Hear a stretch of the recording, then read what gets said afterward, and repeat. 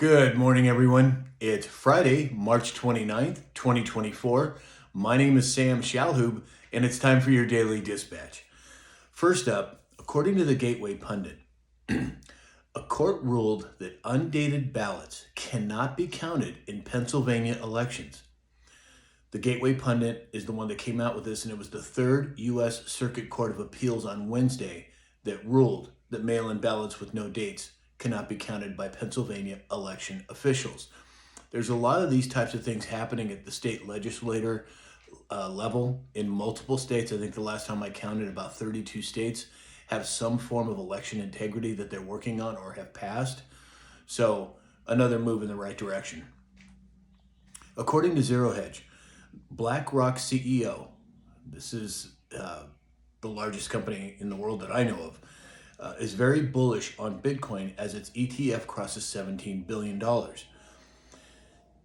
IBIT is the fastest growing ETF in the history of ETFs. Nothing has gained assets as fast as IBIT in the history of ETFs. Now, again, as you all know, this is not financial advice. I do not recommend ETFs. I do recommend buying Bitcoin. And as you know, my classes are live. If you go to samshalhoub.com, I'll show you how to do it and how to store it in a way that protects you.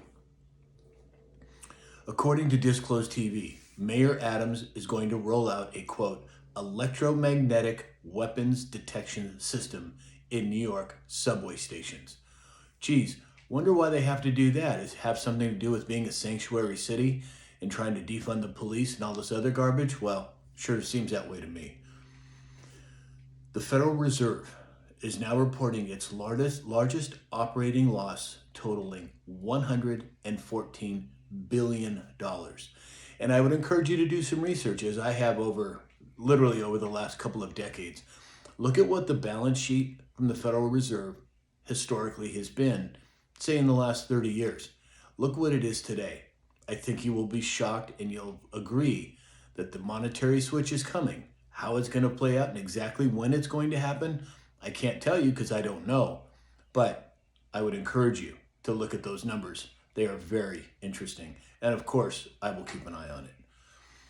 According to Fox News, House Oversight Committee Chairman James Comer, in an unprecedented move, invited Joe Biden to testify as part of the impeachment inquiry against him, stressing that it is, quote, in the best interest of the American people, end quote, for him to answer questions from members of Congress.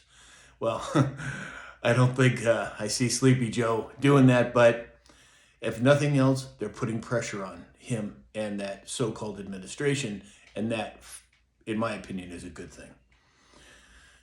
According to Inside Paper, Russia says several of its warships have entered the Red Sea amid the Houthi attacks. This is according to the TASS news agency.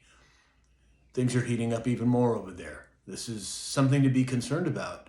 Not much we can do about it directly, but it is a significant advance and move in a way that is very concerning.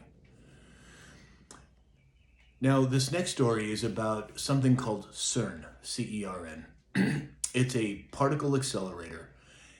There are theories. I've followed initially the Small Hadron Collider, now the Large Hadron Collider. I've read about it for decades. Well, it's interesting now that they're going to test this new LHC on the day of the solar eclipse.